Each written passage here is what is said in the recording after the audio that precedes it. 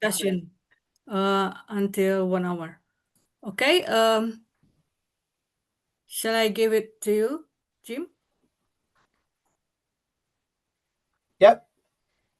So if I just share my screen.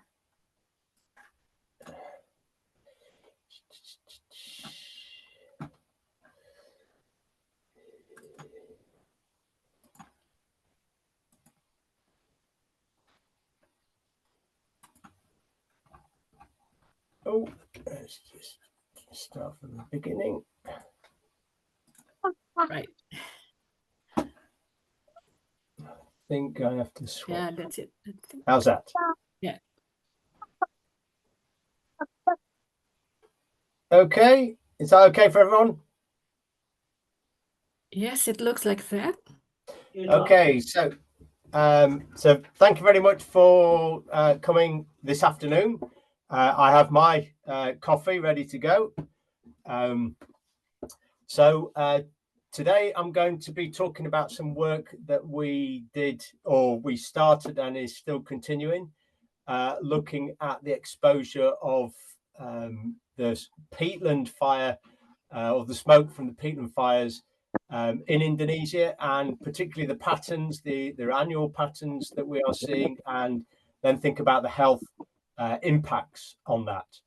So the first thing I want to just think about is that we can avoid polluted water. We can buy bottled water, but polluted air is very difficult to avoid. And we breathe a lot of air. So we breathe about 4 or 5 times more air in weight. So if we weigh the air, we get 4 or 5 times more air than combined food and drink every single day. So polluted air is having a huge impact on us. And just to step back for a moment, one question that I ask my students is why weather is so important. People just think about the weather, about whether it's going to be a nice day. Farmers might think about it for their crops, but weather is very important to understand for many, many industries. So I've just listed a few there. So obviously airports, energy companies, transportation, the provision of water. Insurance companies have people who understand about the weather, because the changing climate can impact the cost of insurance. Shops and supermarkets, they want to know if it's going to be, it's not so much in Indonesia, but in the UK, if it's going to be a hot, nice weekend, the supermarkets want to make sure they have lots of cold drinks and things for people to eat if they're having a barbecue as well. So there are lots and lots of different industries that it's very important to understand the weather. But for me, I think about the weather because it moves the air around. And if it moves the air around, it also transports pollution. And obviously in Indonesia, you know about the impact of, what we call long range transport of pollution. And there's a very nice video that's been put together here. I should play. So if you watch this, you can see at the bottom, you can see the transport of dust across from the Sahara all the way across the Atlantic. Dust here. And we can see smoke going from North America across the Atlantic in the opposite direction. And we in the UK have recently been impacted by this smoke. This is from 2017, but we're seeing these patterns very, very regularly now. And we can see the evidence of that, particularly in the Amazon, because 80% of all the phosphorus in the ground that fertilizes the plants has actually been transported all the way across the Atlantic from the Sahara. And to this end, a lot of my work has involved field work. So I've been to a wide variety of different places. You can you can see that if there's a house, that's been a ground-based site, and an aeroplane means I've been working with the research aircraft. And my most recent work, I returned to the UK only about 4 weeks ago, was actually in Indonesia, in Indonesian Borneo, in both central and east Kalimantan. So you can see the impact of weather on transporting pollution, and we go and do field work in various different locations to actually study the impact of both air pollution and how it can change climate as well. So it's important for climate change. So then stepping back and thinking more about air pollution itself. So it is a global issue, and this is showing the concentration. So this is the annual concentration of PM 2.5. Don't worry if you don't know what PM 2.5 is. I'm going to explain that very shortly.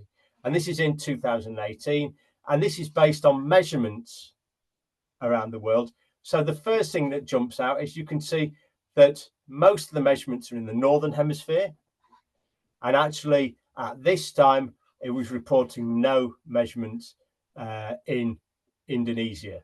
So I think there were some measurements, but they're not shown on this map. But there weren't many measurements. That's the important thing.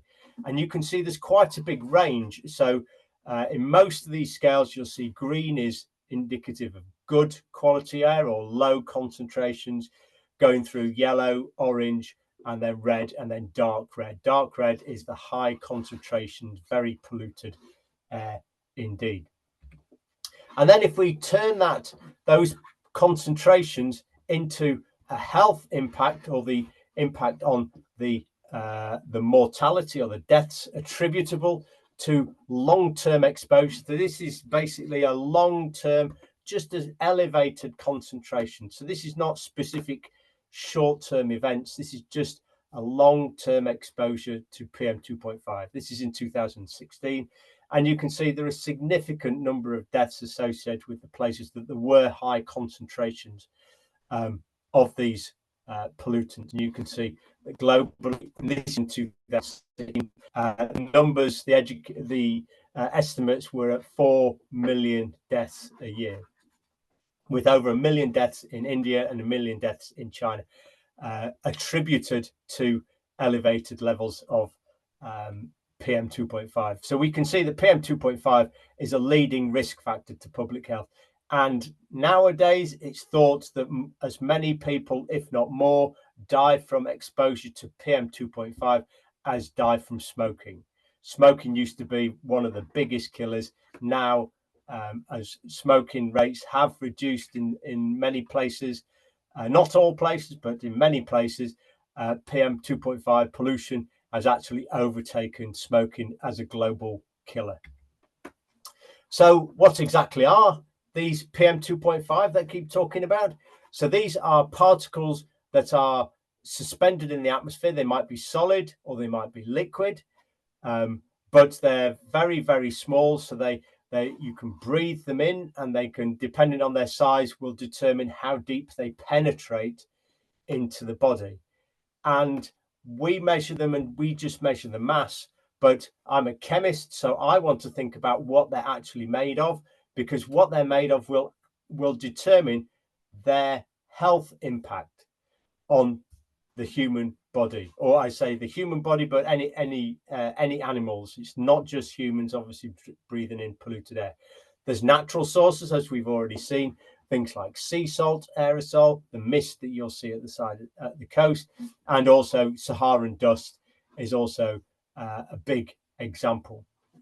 Also, where there has been forestry activity, you can see when the ground dries out, the dust that's formed in those areas is also what we classify as a PM 2.5. There are lots of other anthropogenic sources that are produced by us, humans, and most of these are actually from things like the combustion of fossil fuels. Also, agriculture, the spreading of fertilizer on the land also produces a lot of these PM 2.5. And when I say they're small, I mean they're very, very, very small indeed. So 10,000 times the width of a human hair is the smallest particles that we're talking about. But even the largest particles are 30 or 40 times smaller than the width of a human hair. So I've got quite a nice figure here, which actually shows, so up here we have a human hair, and then going down on this scale, you can see the different particles. So we've got very fine beach sand. This is the sort, if you threw it into there, you can see it, but it doesn't stay in the air for very long because gravity will make it fall to the ground. Fine grain of salt, and then we've got some biological cells, so a white blood cell. A grain of pollen is about 15 microns, so a micron is a millionth of a meter. And we're at here, we're about the level that the human eye can see. And then getting smaller, we get PM10. So these are particles that we do measure, but they tend to not get deep into the body, as I'll show you shortly. And then we've got the red blood cells, respiratory droplets. So respiratory droplets have potential to transport infectious diseases. So these are the sorts of things that would have been transporting the coronavirus around in the air that people were breathing during the pandemic. And then the main one that we're talking about today is the PM 2.5. It says it's dust here, but this could be, don't forget, this could be smoke from combustion or anything else like that. And then moving down, we've got other particles, we've got small bacteria. Smoke as a category is actually smaller in size than dust particles, but obviously the PM 2.5 that we're talking about is everything smaller. So that includes wildfire smoke. The important thing for the atmosphere is the particle size will also determine what we call the lifetime. So that's how long it can stay in the atmosphere. And that's why we saw particles, the small particles blowing across the Atlantic from the Sahara to the Amazon. And then in the northern hemisphere, we could see the Canadian wildfire smokes blowing across to Europe. And that's because they're all these very small particles where gravity is a very limited effect on their ability to settle out in the atmosphere. And just to prove the transport of Saharan dust, this is the windshield of my car in the UK. So this is several thousand kilometers away from the Sahara, and this is Saharan dust being transported all the way to the UK. So you can, this is a photo I took outside my house in Leeds in the UK, several thousand kilometers away from the Sahara. So now you have an understanding of the size of these. I'm just going to quickly introduce why they have such significant health impacts.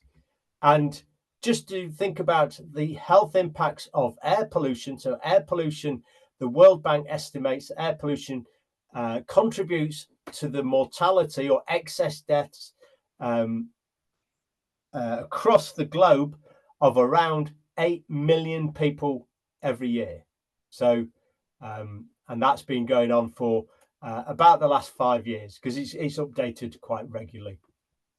And then if we think about, if we compare that to the estimated deaths from COVID during the pandemic, that's the figure that's underneath here. And the number of confirmed deaths was about 7 million. But obviously, COVID was a contributing factor to many more deaths.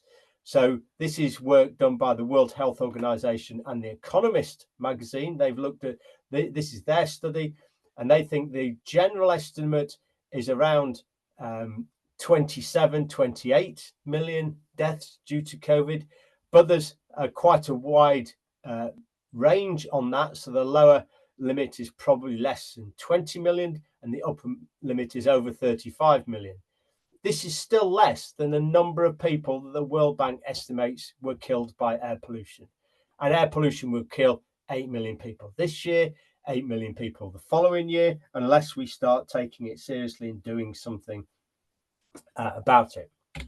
So I keep talking about these PM10, PM2.5. There's also PM1 and PM.1, and this nicely illustrates the difference between them. So these, where we say PM10 is all particles below 10 microns. So that's all particles that are 100,000th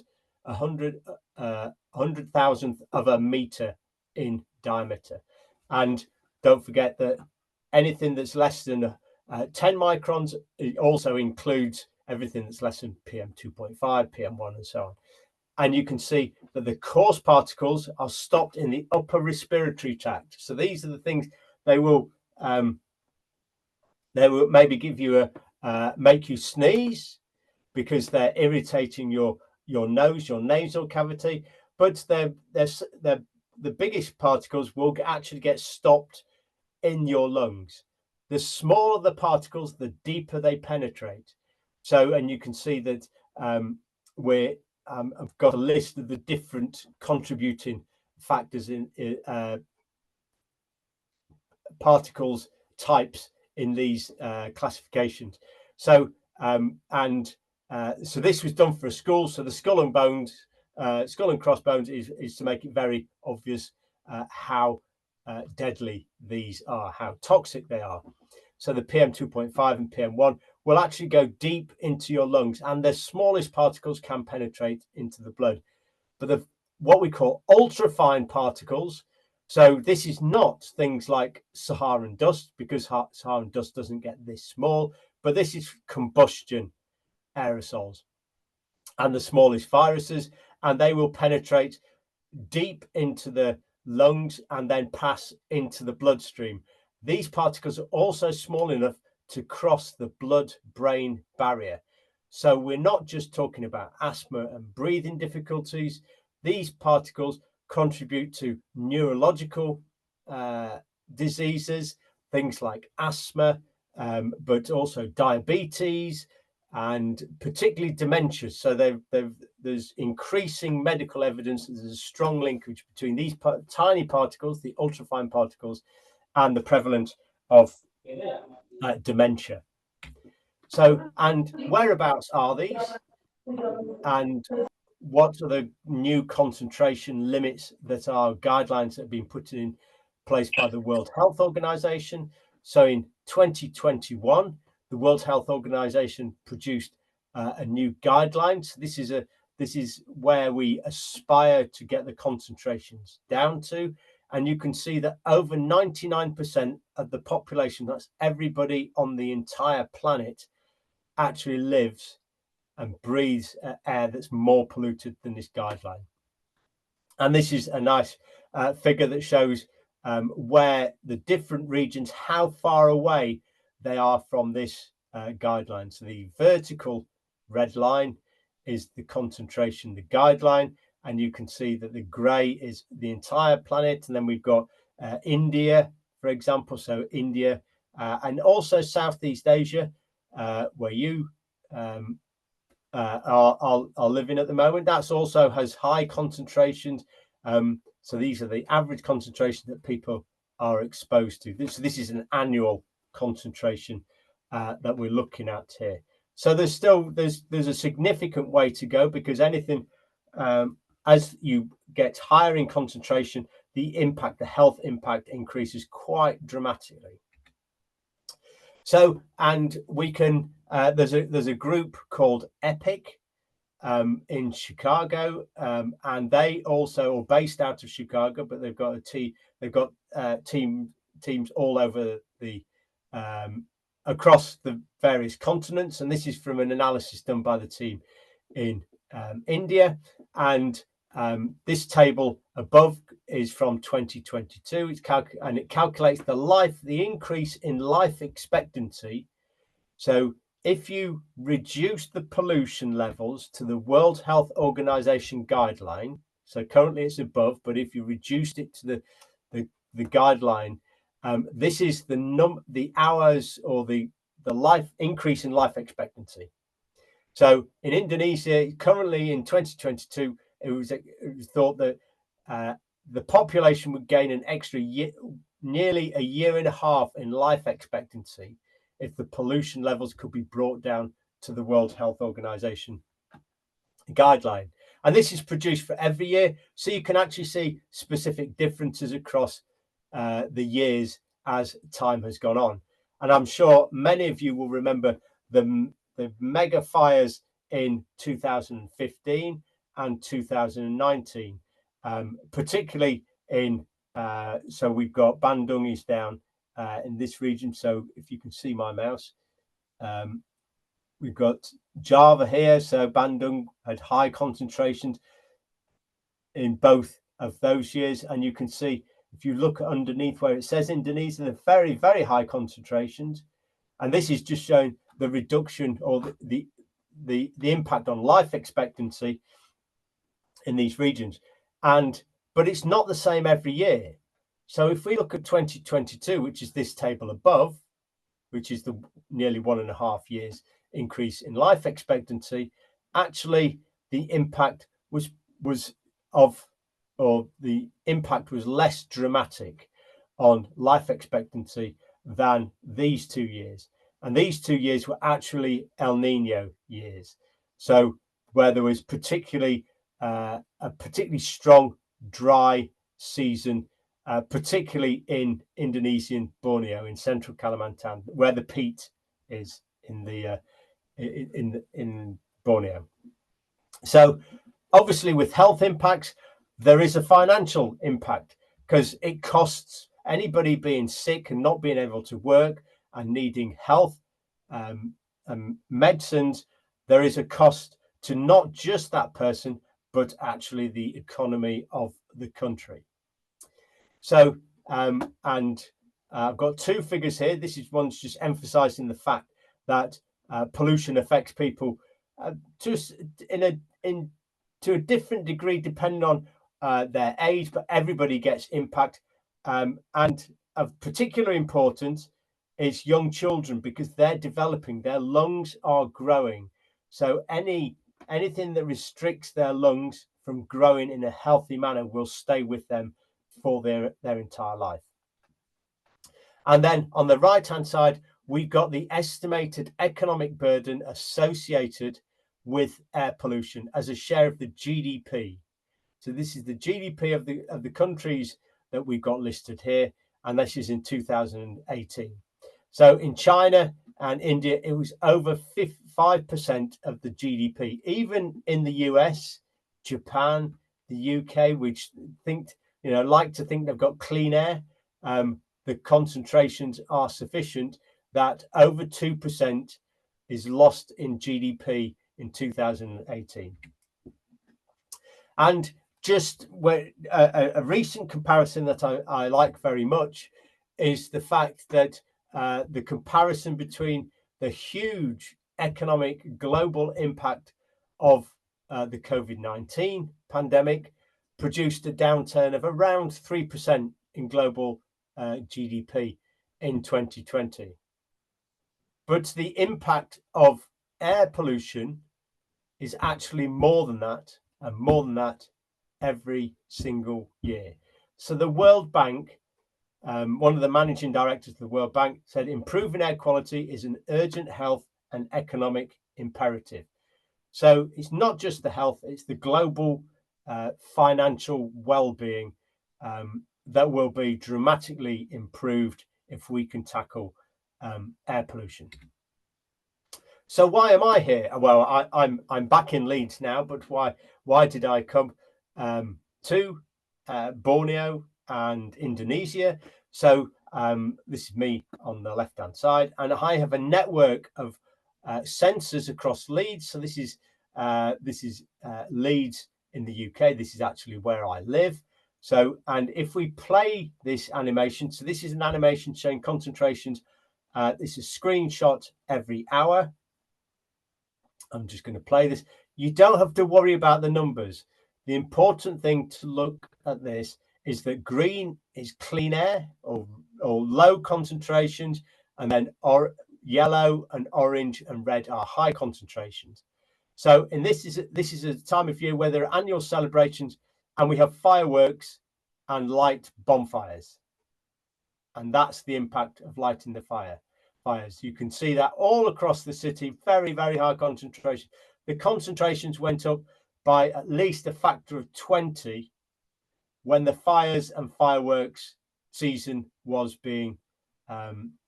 in full effect, and that's every single year. You could think about it as maybe Diwali, or also the 4th of July in the US has very similar patterns in evidence.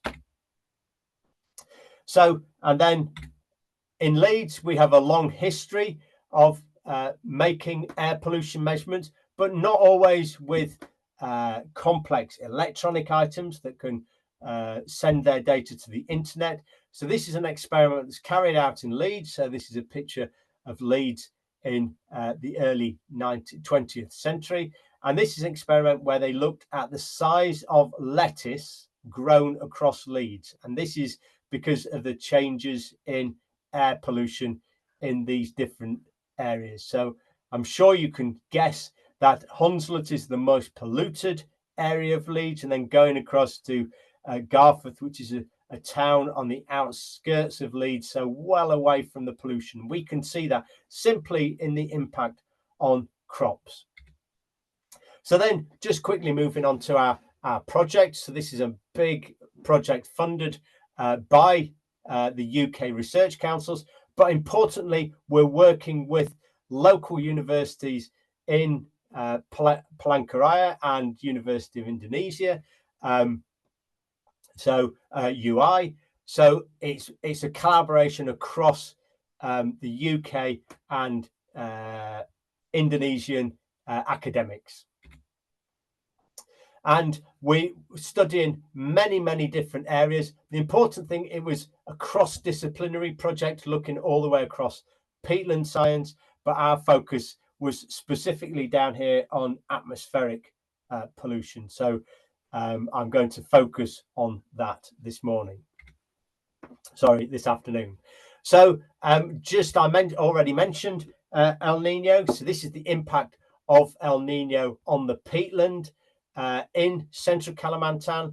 So during El Nino, the water table will be reduced. So where there are drained peatlands, the fires will be much more intense, and peatland fires actually burn at a lower temperature, which means they produce a lot more smoke. And that smoke is very apparent, or the fires are very apparent here. So this is, remember, 2015 was a very strong year for fires, and each one of these colors shows the location of a fire. This is central Kalimantan. So this is Palangkaraya. This is Jabiran, which is a village to the south, and we can see the coast down here. And then this is the same region, but this is in a La Nina year. So El Nino has a huge impact and produces many fires in the region, producing lots and lots of smoke. And you see very high concentrations in Palangkaraya itself. And I'm sure many of you will remember the smoke that was across the region, all the way across the region to other countries such as Malaysia and Singapore in 2015, so slightly less so in 2019, and most recently in 2023. And here, this is measurements that were available of PM 2.5. This is from about 2018. So these are some of the measurements, but they're only weekly measurements. They're not very, it's not what I would call a comprehensive data set. This circle is Palangkaraya, and then we got up towards Samarinda, Balikpapan, up to the east. And we can see this also shows where the peatland is. So we got the peatland in southern and central Sumatra and central Kalimantan peatland as well. And if we look at where the smoke was, so this is in 2015, we can see that, and the yellow shows where people were exposed to unhealthy levels of smoke.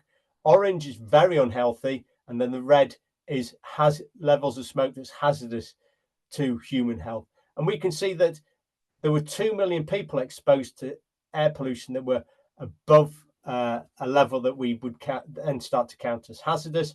But in the entire region, there was 70 million people exposed. And during 2015, this regional haze, it's estimated that 500,000 people were hospitalized across the region. So not just Indonesia, but also in Malaysia and Singapore.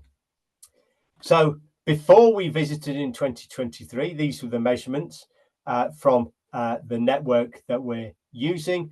And then this is, we came in July 2023, we installed sensors in about 100 sensors across Palangkaraya. You can see them here all the way down to these villages, Gohong and Cibiran and Tanjung Taruna here. And then we've got one we actually put in the rainforest, and we deployed both indoor and outdoor sensors across the city. So we wanted to look at the concentration that people are exposed to when they're outside, but people spend a lot of time inside. So we wanted to make measurements inside and outside and see how well they compared with our computer models.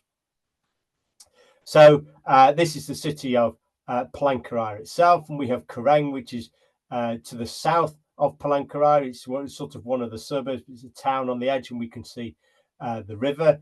On the other side of the river from Kereng, there is the Sabangau rainforest or forest camp, which is run by Simtrop, and we had a single sensor there. This is just showing the map showing the region where we were installing. And then Tanjung Taruna is just a village down this track here. We had a number of sensors, both indoor and outdoor. And then Cibiran, we had some outdoor sensors. So we've got urban sensors, we've got rural sensors, and rural sensors where there's people living. And then Sabangau, we got what we call in a remote location. So there's very few human population there.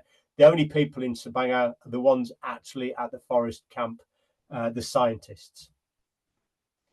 So we had a range of different scenarios or locations. So we have sensors in houses, indoor and outdoor, village offices, schools, health centres, hospitals, a range of different locations, both indoor and outdoor. And here's a picture of just one of the sensors. And in 2023, as I'm sure you'll remember, it was quite a strong fire season. And this is an image from the NASA Worldview system. This is freely available, so you can look at this yourselves.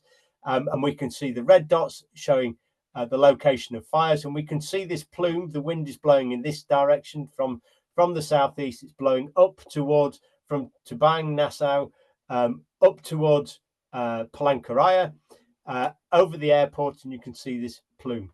And if I overlay the location of some of our own measurements, we can see this one very, very high concentration, and it's at the side of the road, very, very close to these fires. But looking across, even Sabangau, this is a forest camp. There's very low level of human population there, although there's lots of primates, orangutans, and gibbons, and other animals, wide biodiversity in the camp itself. But this is very high concentration. This is as high concentration as we will get, if you remember that animation that I showed of the high pollution event in Leeds. And we're getting that across the river, inside the forest at Sabangau. And this is just showing us installing the sensors. So this is one of the sensors I put here. This is an outside sensor, and I'm sure you've seen many of these houses. Many of your houses are probably very similar. So with this lovely Ulin wood, you can see this is the fantastically hard Ulin wood, which made it the installation interesting. But you can see this is at a village hall here. This is Tanjung Taruna, and we can see there's vents above the windows, which is commonplace. I've also shown that not just installing sensors, but we went out and worked with local workers in the area. So this is actually a picture of me collecting honey, and this is the beekeeper, and we had sensors inside and outside of his house, and this is someone making. Well, this is me making bricks, but we were making measurements at brick factories as well, where they burn wood to fire the kilns, and their kilns are fired for about 4 days to make the wood. To make the bricks, and we can see this our sensor installed on one of the trees in the forest itself. And then I'm going to show you now some of the data that we collected. And the first thing to show is this is Kereng, so this is indicative of urban concentrations, and you can see the up and down before the fires. So this is just the weather changing and things like that. But you can see when the fires start, the concentrations increase quite dramatically, and the concentrations outside are higher than inside, because most of the pollution, as you're seeing, is outside, or all the pollution is outside, but a lot of it is getting into the houses. So going inside, you're not being protected very well. You can't really hide from a lot of this pollution. So Kereng is an urban location, and then Tanjung Taruna is a village, but we're seeing at the same time, so this pollution is what we call regional, so it's everywhere across the region, and the concentrations are pretty similar here. Tanjung Taruna is right in the middle of the forest, so you might expect this to be a very much more of a solid block. So once it goes up around Tanjung Taruna, it stays high for a long time. And what we're looking at here is the impact on households. So this is actually where people are living. Important thing to look at is the concentration of the sites. This is from 110 to 180. This is high concentrations. This is peaking at what we would say was a very, very high pollution episode in the UK. And the other figure shows much lower concentrations. But then looking at the detail here, we can see the concentrations outside are higher than the concentrations inside, but pretty much all of this area is being transported into the houses through the ventilation grills or windows. So the houses are not very well sealed. So we can see these. So this is hours of the day across the bottom. Now, if this is during the fire season, now outside the fire season, we can see much lower levels, and we can see that the concentrations do increase in the afternoon and evening, but they're dramatically different. So what we're thinking here is a lot of this is driven by the burning of domestic rubbish. So this is people burning rubbish in the street, but also the high concentrations inside is probably driven from cooking activities, possibly mosquito coils, but some of this will also be the smoke from outside penetrating the houses. So it's a combination of the two. And if we compare 2023 with 2024, so remember in 2023 was a bad year for fires, so a lot of peat fires, and then 2024 there were still some fires, but very, very low level compared to 2023. And what we've done is I've compared it here to Delhi in India, which is well known for having very poor pollution and for extended periods of the year. And during the dry season, when the fires were most active, you can see that in Palangkaraya, we had concentrations not that far from the concentrations that we might find in Delhi. But in 2024, when there was a much smaller fire season, there are still a few fires here, the concentration. So this is just showing the concentration, but nothing like we were seeing the previous years. So there's always an increase at nighttime due to the burning of domestic rubbish. That is every day of the year, every year. And what we've done is then look at our computer models, and we can see, so this is the exposure that we're seeing, that we're measuring ourselves, and we're comparing this to the computer models. So all you have to do is look at the colors, the color match. So what we're showing here is this is 24 hours in a day, and we're just going from the middle of August, before the fire season, before the fires really pick up, to the end of November, after the fires have stopped. So before the fires, we can see that the air quality is good, moderate, sometimes unhealthy, but in generally it's good or moderate. And that's the same after the fires, but during the fires, we can see that, you know, over 50% of the day, people are being exposed to high concentrations, and our models are showing a very nice match with that. So that gives us, we have confidence in our models. And then just looking, so this is just looking at the exposure of people in millions of people. And again, we can see that, you know, who are being exposed to low concentrations outside of the fire season, either side of the fire season, but people who have been exposed to these dangerous levels, that's significant during the fires.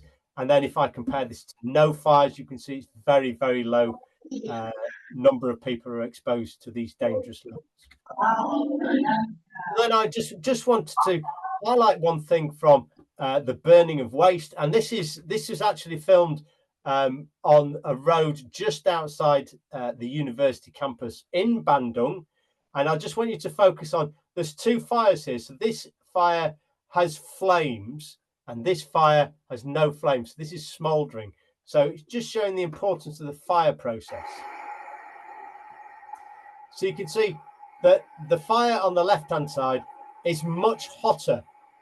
So the smoke from it is rising. So it's going up, whereas the smouldering fire is staying very low level, and people are directly breathing this in very, very close to the source.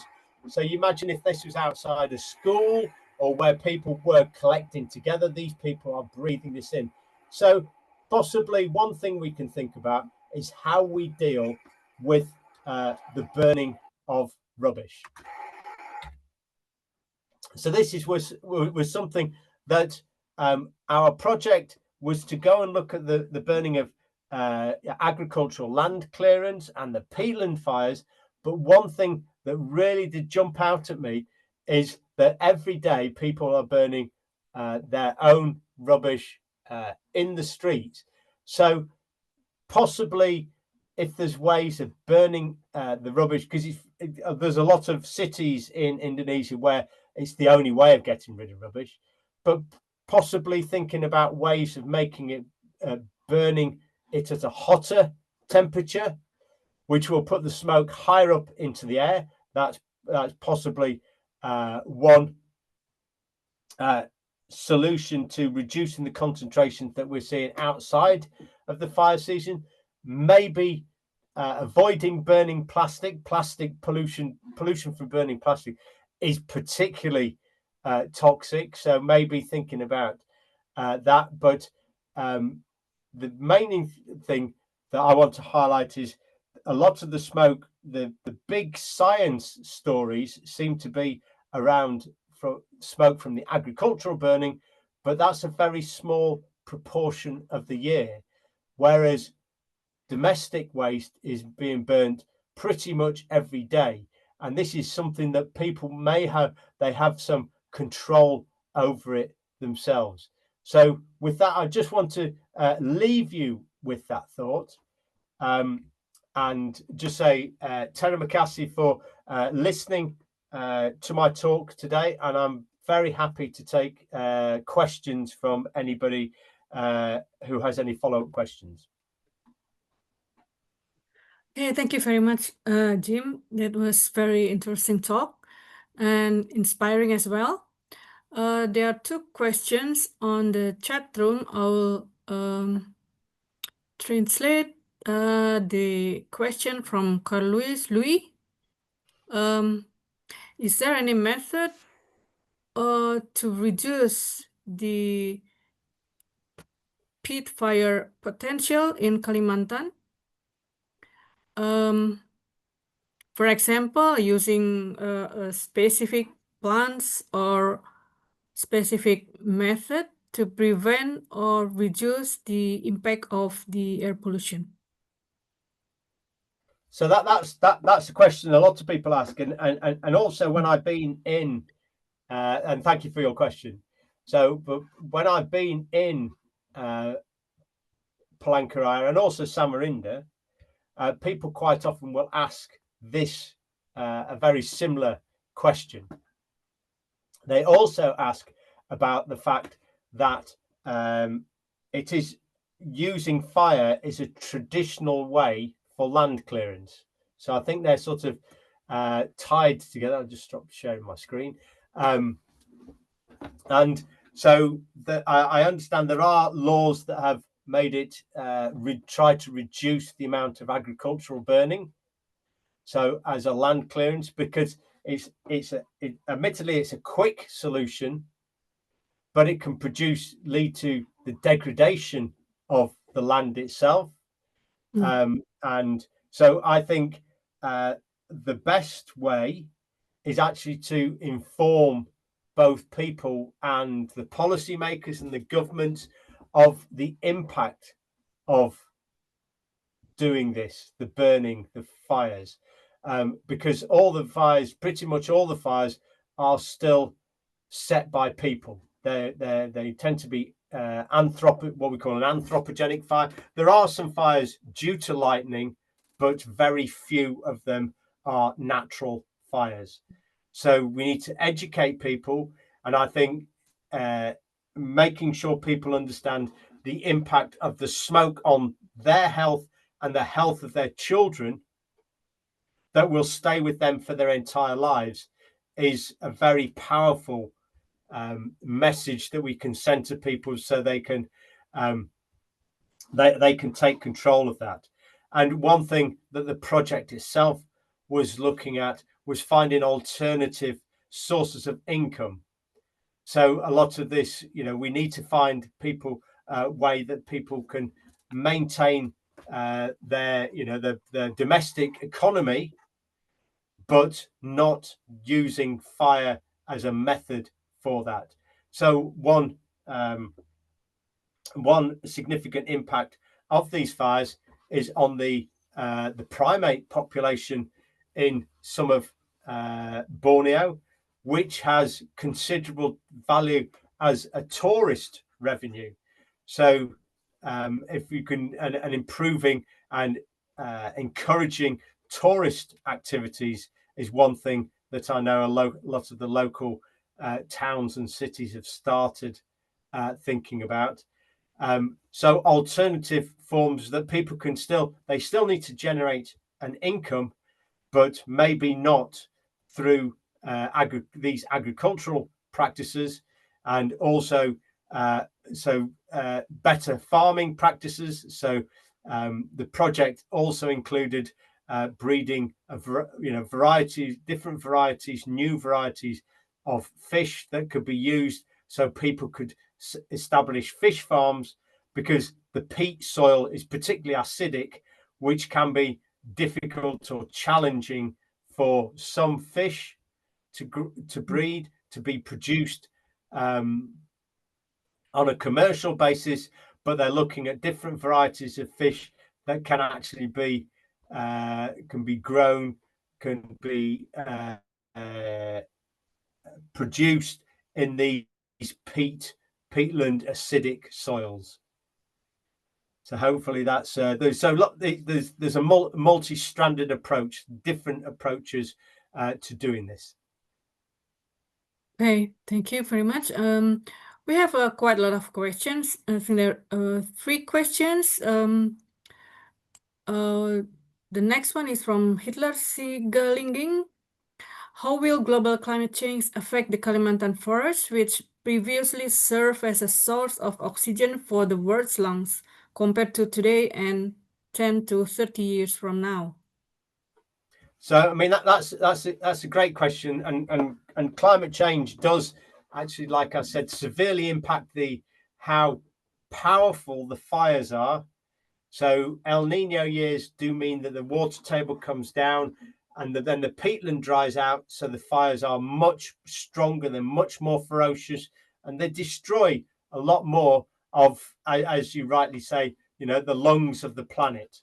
So I think people are coming round to that, but we need to make sure that the people in both central and east Kalimantan, where these fires occur, they have alternative sources of income. Now, these people are using a lot of the people in these regions.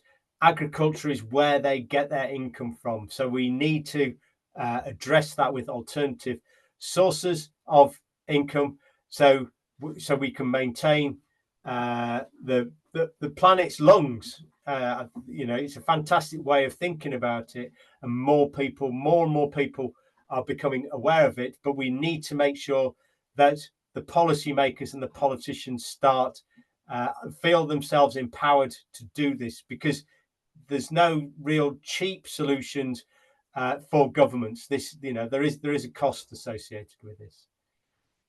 So I can see the next question. So the question: have there been any studies on the impact of the massive oil palm plantations on air quality?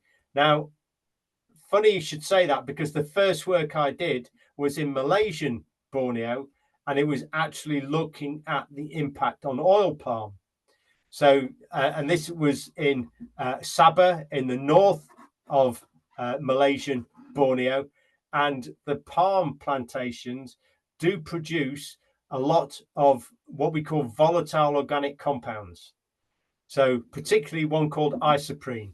Now, I have a chemistry degree, but isoprene is one of these chemicals that are produced naturally, but they react in the atmosphere if people have been burning in the region. So we get this, I talk about a chemical soup, and that will contribute. So that produces a lot more air pollution from the natural emissions that are produced by oil palm, which are significantly higher than the tropical forest itself, the natural trees and plants that we find.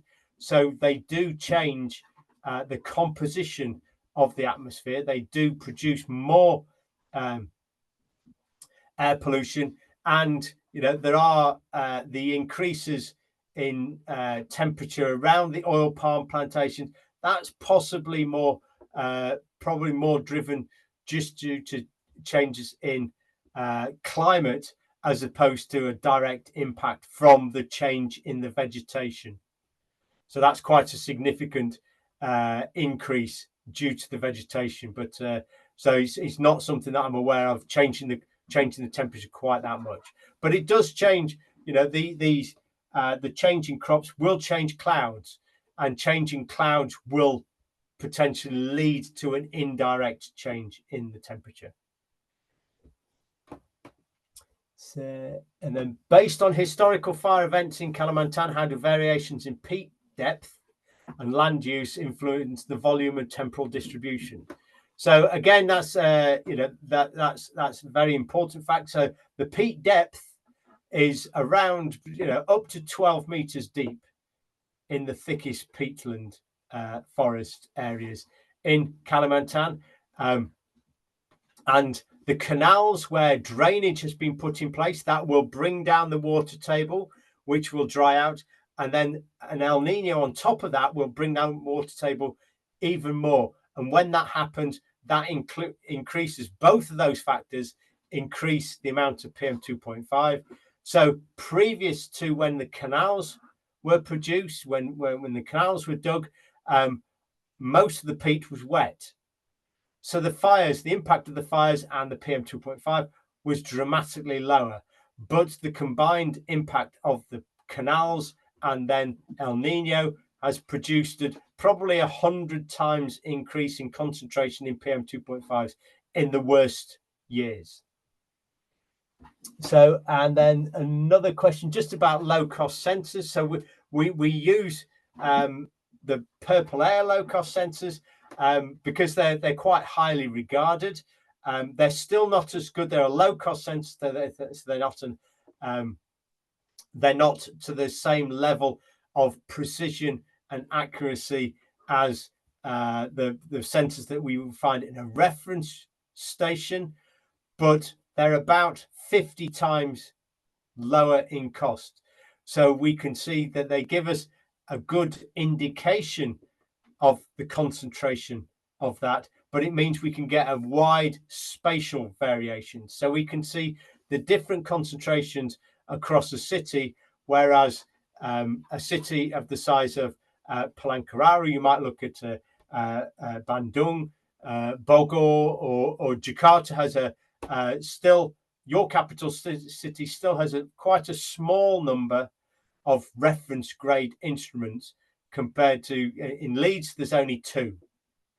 And we are a city of 600,000 people, so twice the size of Palangkaraya. I'm afraid I don't know the population of Bandung. It's probably, in the 500,000, something like that, I would have thought. So, but, we get, and these low-cost sensors that we use, they get a lot of use in the US. They're particularly good for smoke.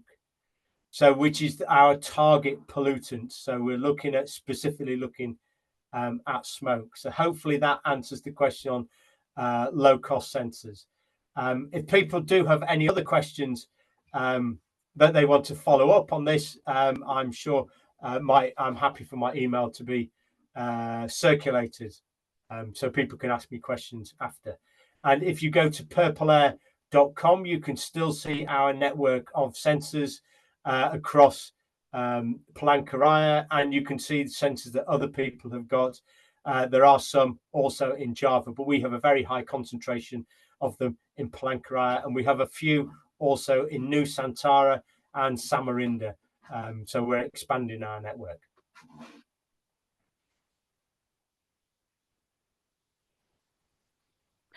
Yes, thank you very much. I think that I think we cover all of the questions. It's 5 o'clock now here. It's the end of the very interesting talk. And then I think usually we have a photo shot together, so everybody's can you open your camera.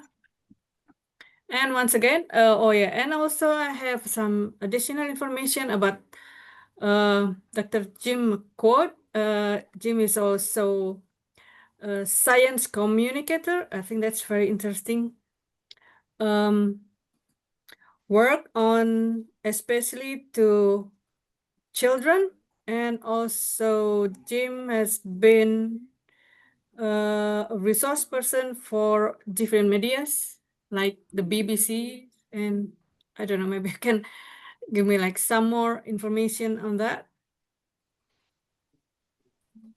So yeah, it's to me it's communicating the impact of air pollution to people is to me is very important, and it's not just air pollution scientists, because the air pollution scientists know the problems. It's actually what I want is for people to discuss it if they're at the sports centre, if they're at the market, if they're sitting on the train. I've been on the train between Jakarta and Bandung. I want people on the train to be talking about it. It's not just for people at universities and people who study atmospheric science or meteorology or environmental engineering. It's actually people, because we're all breathing it in. We have to understand that this is something that we can communicate to the politicians as well, because we, the people, vote for politicians. So if people are all talking about air pollution, the politicians will start to listen, because the politicians know that we vote for them.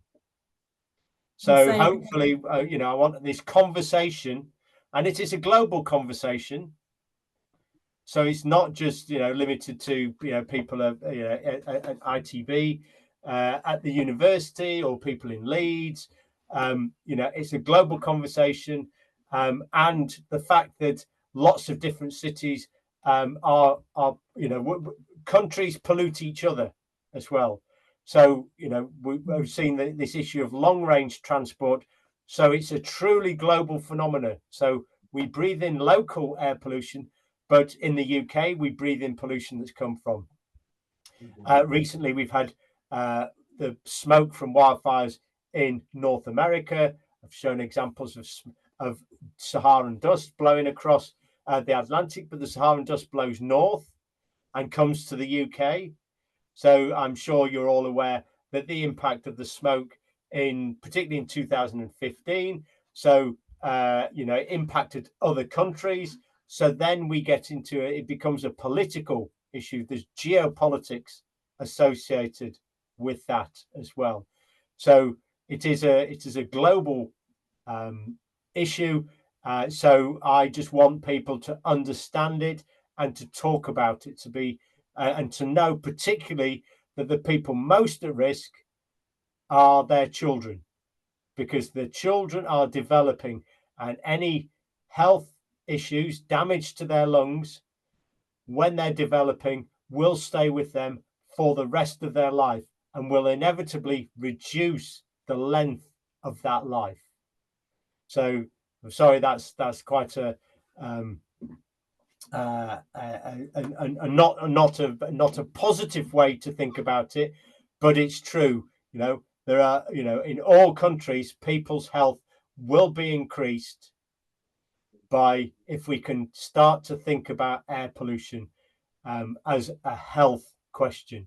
And there's an added advantage because most air pollutants are also greenhouse gases. Yes. So we also it's an active, positive contribution to tackling climate change if we tackle air pollution. Absolutely agree with that. And I think it's a long way to go to talk to the politician, but we have to do that. Sebelum kita tutup, untuk yang memerlukan sertifikat bisa mengisi link dan jangan lupa harus memasukkan screenshot dari kegiatan ini untuk bukti kehadiran. Jadi silahkan melakukannya sebelum ini ditutup. Okay, Jim, we're going to take our picture together. Can you open your camera again, please? Oh, sorry, did I? Mas Zirki yang akan mengambil screenshot atau gimana? Siap Ibu. Saya Baba ya. Mungkin 3 the slide first. 3, 2, 1. Okay, count again. Hold 1, 2, 3. Slide 2. 1, 2, 3. Come again. 1, 2, 3. Okay, it's done. Okay, thank you very much, Pak Sidki, and thank you very much, Jim, for your interesting talk. And I would like to talk to you again, maybe extend our communication. And no, that sounds great. Yes, and also thank you for everyone who's joined the afternoon coffee or morning coffee for you, Jim. And thanks again. And I think we'll close this event for this afternoon. And bye for everyone. Assalamualaikum warahmatullahi wabarakatuh. Okay, terima kasih. Sama-sama. Thank you very much, Jim. Thank you. Very much. Thank you, Jim.